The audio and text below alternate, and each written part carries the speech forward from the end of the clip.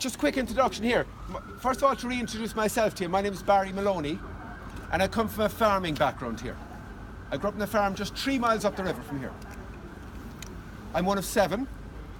My mum was one of 12, and I have 2 young children myself.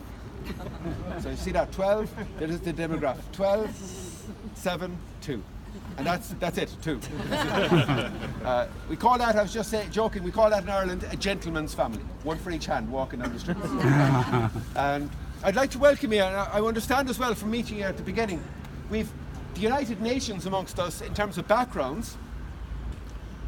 Let's keep the tour as interactive as possible. And I'm delighted to welcome Phil this morning. Phil has roots here in Kinsale. A lot of you be tracing your Irish roots. And in that journey, it's quite difficult for many, depending on your surname. If you've got a Maloney, a Murphy, or an O'Mahony, it's like finding a needle in a haystack.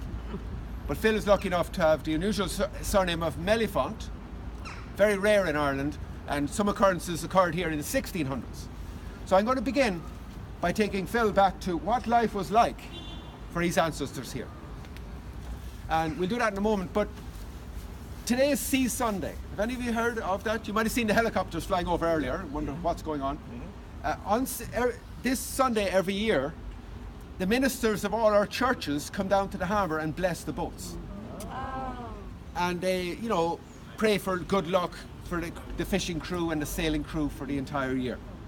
At the moment they're praying up in the church, the oldest building in Kinsale, the 12th century church of St. Maltos, where some of Phil's ancestors are likely buried there. And they will then have a parade down through the town, out towards the harbour. So one of my ambitions on the tour, now they keep me on my toes, they change the route every year. So one of my ambitions is we'll cut off that parade and you'll get some photographs of it passing through. We'll hear them because they're led by a band, and we'll hear them. And Kinsale, you're never far from anywhere, So that's the plan. And our plan is generally we're going to focus while they're praying in the church on the history and the inner part of the older town, and finishing out in the harbour.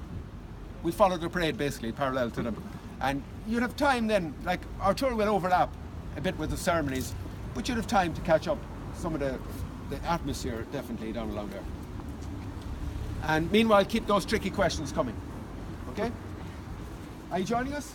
Welcome. Where are you from?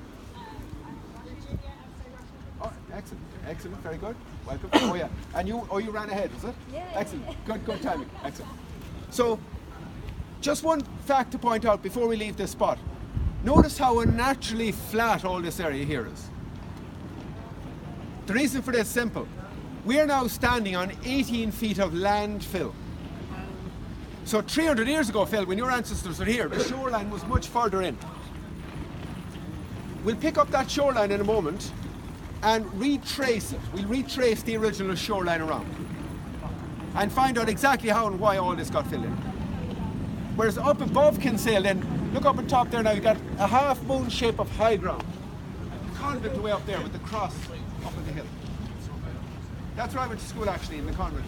I was educated by the Sisters of Mercy. If you stepped out of line, they became the Sisters without Mercy. If you know what I mean. And we've a diverse religion in Kinsale, I'll tell you about that. We're proud to say we've a Methodist church here. Any Methodist connections amongst us? I thought you were bidding in an auction there. Well, you'll be all interested to know anyway. In the late 1700s, John and Charles Wesley visited and preached here on 8 separate occasions. And we know exactly where they preached because of their detailed diaries. But the church was built later now, it was built in the 1800s on the reclaimed land. Around the same time as this building actually, this stone building behind you, our Temperance Hall. So you got the Temperance Hall and the Methodist Church sandwiched in between 2 pubs. Only in Ireland. And even today our ratio of pubs to churches is 5 to 25. We know how to live. So today we've got 5 churches, 25 pubs and 55 eating houses in Kinsale. We're glad you're here. And people often ask me about the population. The population today, it depends when you're here. In the winter, our permanent population, 3,500. So for 3,500 people, 25 pubs. Work that out there.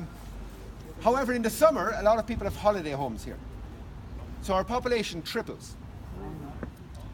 You know, you have in the States, you have snowbirds. We call them blow-ins here because they blow in with the spring winds and blow out with the autumn winds.